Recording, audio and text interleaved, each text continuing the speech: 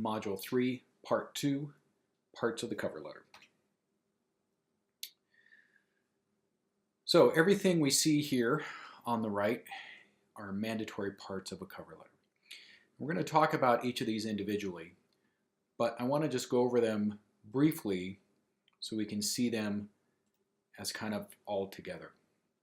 So up at the top of the cover letter, you will have your contact information. Now, many cases, you'll just have your mailing address, which includes a street address, city, state, zip code.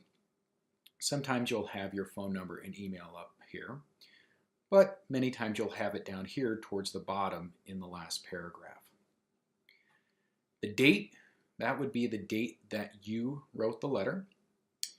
Then you have the recipient's contact information, and we'll talk about that in more detail. You have a greeting as well. We'll talk about that. And then the bulk of the letter here is 3 or 4 paragraphs. First paragraph is the introduction. We'll talk about the content of that. And then the second, sometimes a second and third paragraph would be considered the body. We'll talk about what goes in there. And then the third or sometimes a fourth paragraph would be the summary, and we'll talk about what goes in there. The closing, and then the signature.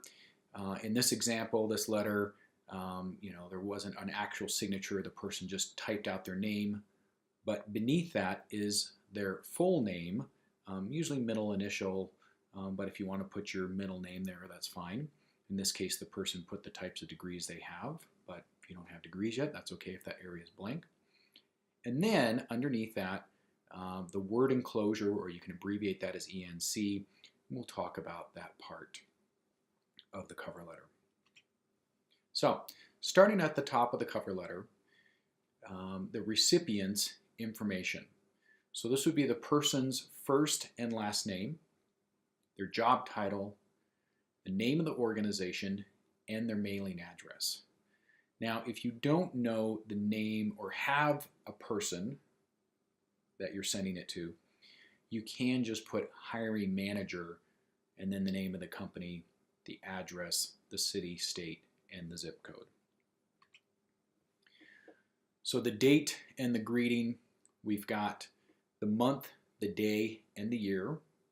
Typically these are spelled out, although you might abbreviate these.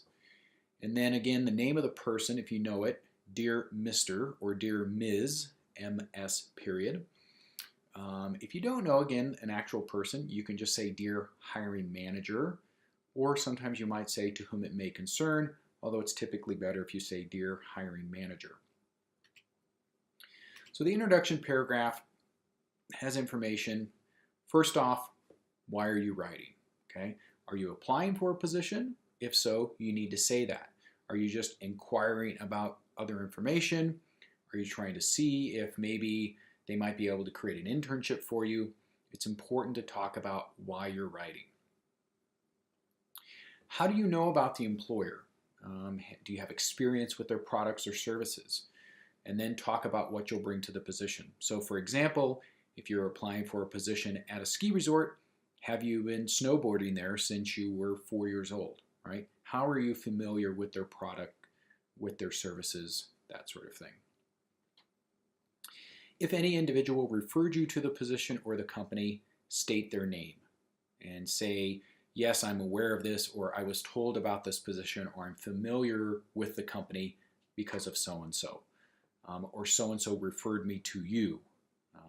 It could be that maybe they referred you to the person who you're sending the letter to, and that person is hiring for a position. This is the place where you want to attract attention. This is a place where you can say maybe something unique about you, about your knowledge, something like that. But again, you're trying to make an impact in this first paragraph.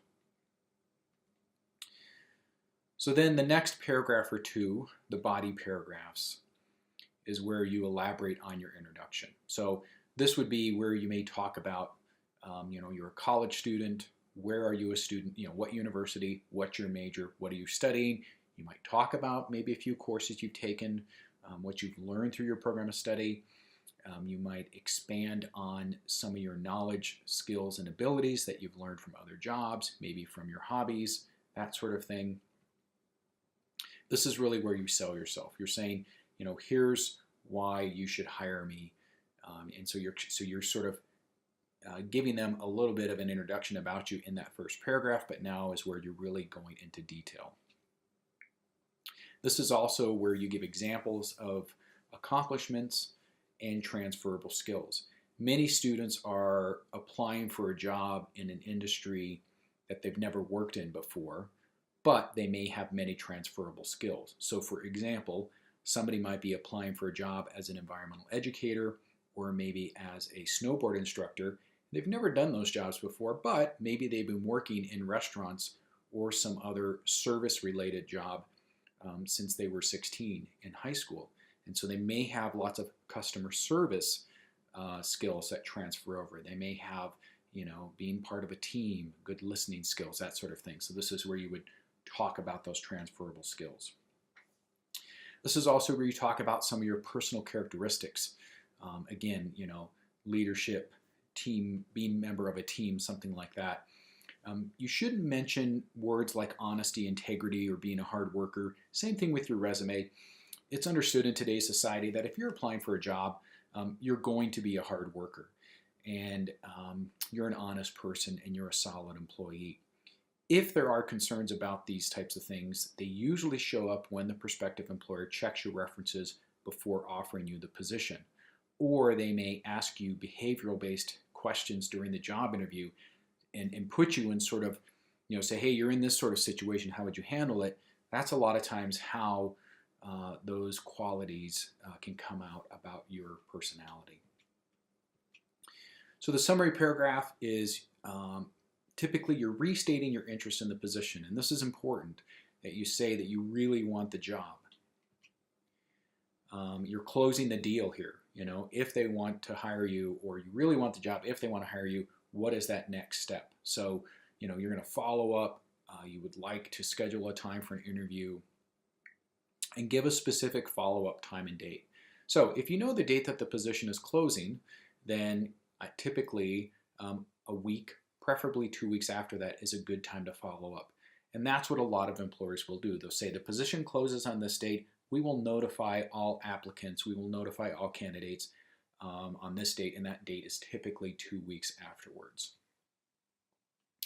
Now, if you're like me, you're always wondering, okay, I've written this great letter.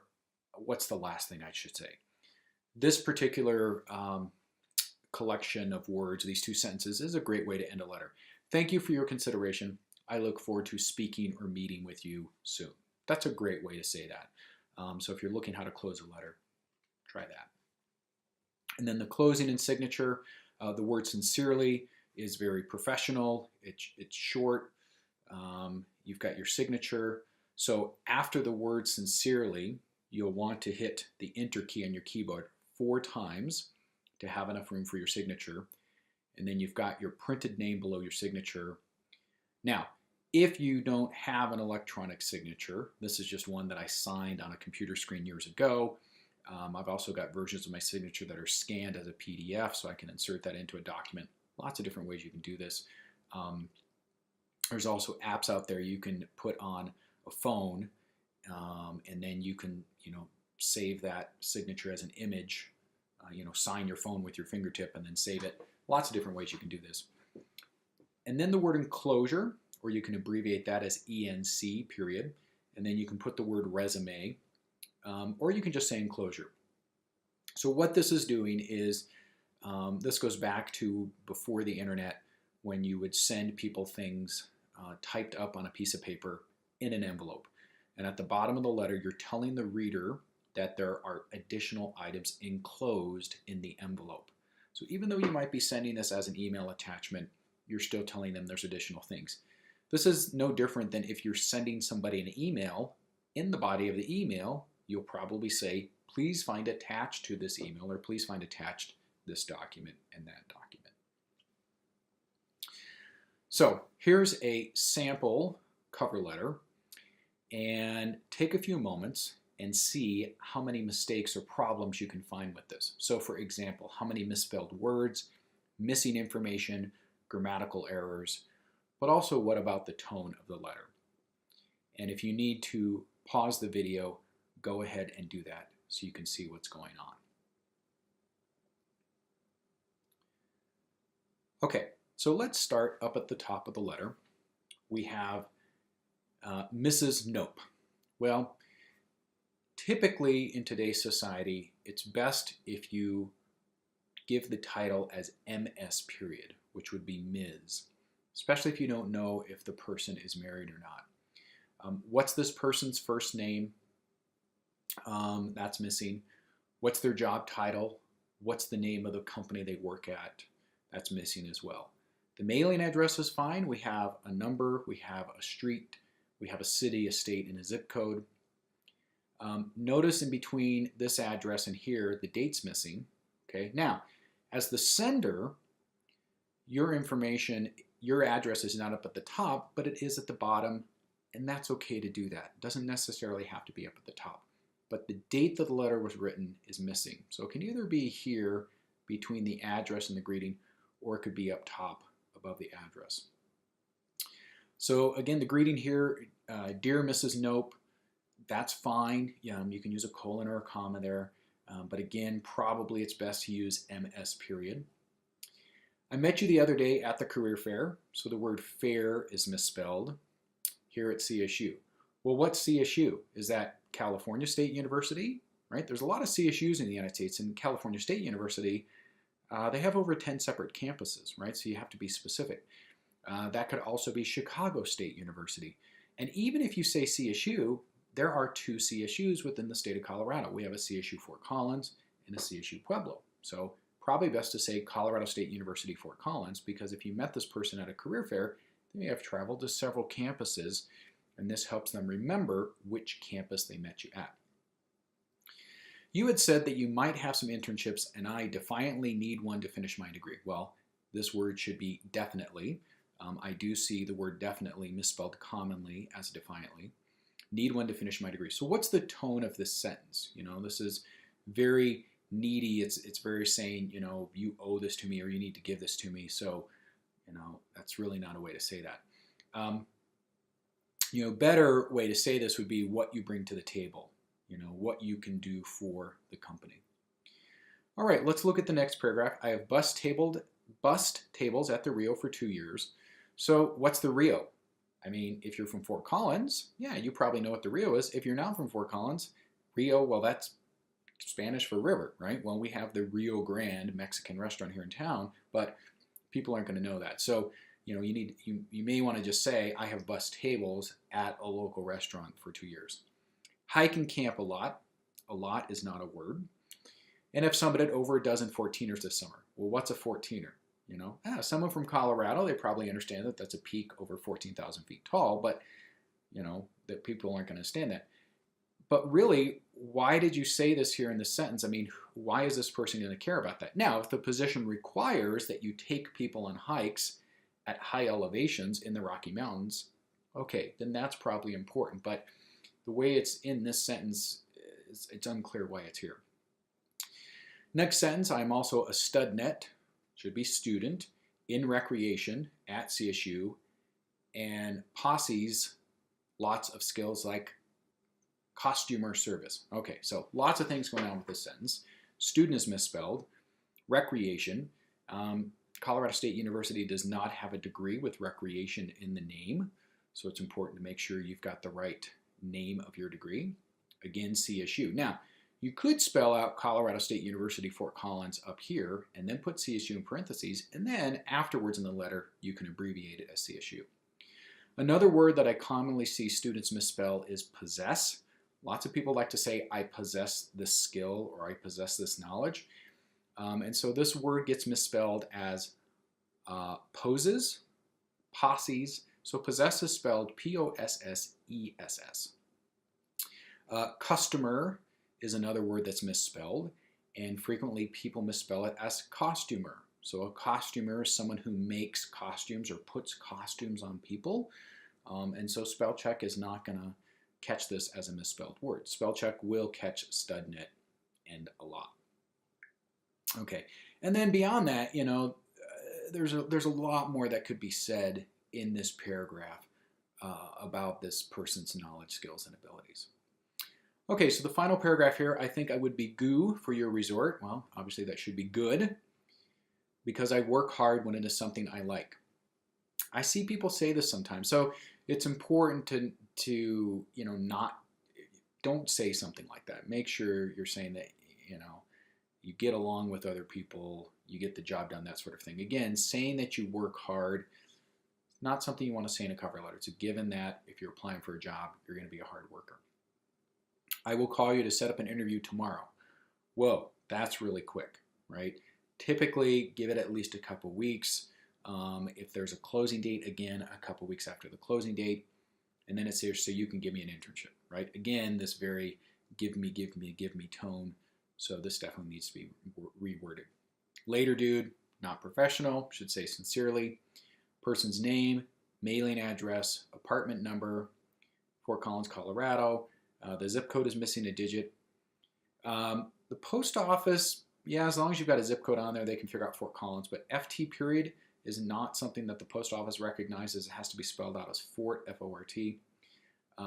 There's no area code for this phone number. And then, of course, the email address is not professional, and it's missing the word enclosure at the bottom of the letter. Okay, so now we have a good cover letter, and this is spread out across 2 slides because there's a lot of information in here. And so, if you need to pause the video, go ahead and do that. But, take a few minutes and look through this and see what we have in here. So going through this, we've got a date up top. We've got the person's name, their job title, the name of their company, mailing address, zip code plus a 4-digit. We have a good greeting here. And then they're saying, thank you for taking my time to return my phone call on January 1st, 2017. I've read the information provided by Steamboat Resort concerning your internship program, and have found it to match my skills, interests, and experiences. That's pretty good, right? Reminding them how you know about them, and the position matches who I am. I'm a senior at Colorado State University, Fort Collins, CSU. Plan to graduate fall 2017 with a bachelor's degree in natural resource tourism. And although I have completed most of my academic work, it is still necessary for me to complete an internship. I would welcome the chance to discuss the opportunity of completing an internship with Steamboat Resort in guest services this summer. It's pretty focused. All right, rest of the letter. In addition to extensive classwork in tourism and business, I have other qualifications which I think would benefit Steamboat's summer program. And so these items are bulleted here, again, talking about skills and knowledge and abilities. Final paragraph, I've enclosed a current resume which articulates my qualifications in more detail. I will call your office by this date, so you're giving a solid date, to verify that you have received my resume and to inquire about setting up an interview before the April 15th deadline. Thank you for your time and consideration. So this is a good way to close that letter, giving a date, and then especially if there's a deadline, you can think about that in terms of setting up that interview. We've got sincerely, the signature, the name, the mailing address, email address, and then the word enclosure with the word resume. Now, sometimes you might get frustrated in the job search approach, and you might try this method, although I don't recommend it.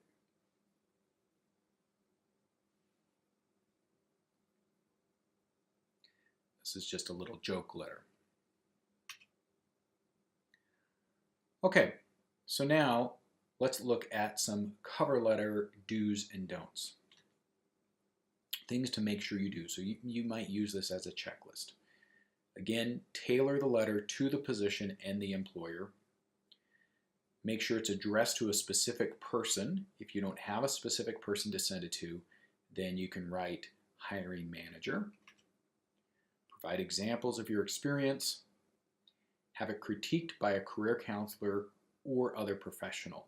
Now that could be a faculty member, that could be a person who works in the industry that you're applying for, but at least have another set of professional eyeballs take a look at it. Things not to do. Try not to go more than 1 page. Again, some job announcements might say provide a detailed cover letter explaining your qualifications. Then that's okay to go more than 1 page. Don't forget to sign at the bottom. Have not only a professional take a look at it, but also maybe have a friend or family member take a look at it too, just for any typographic errors, grammatical spelling issues, that sort of thing. Don't falsify anything in the letter.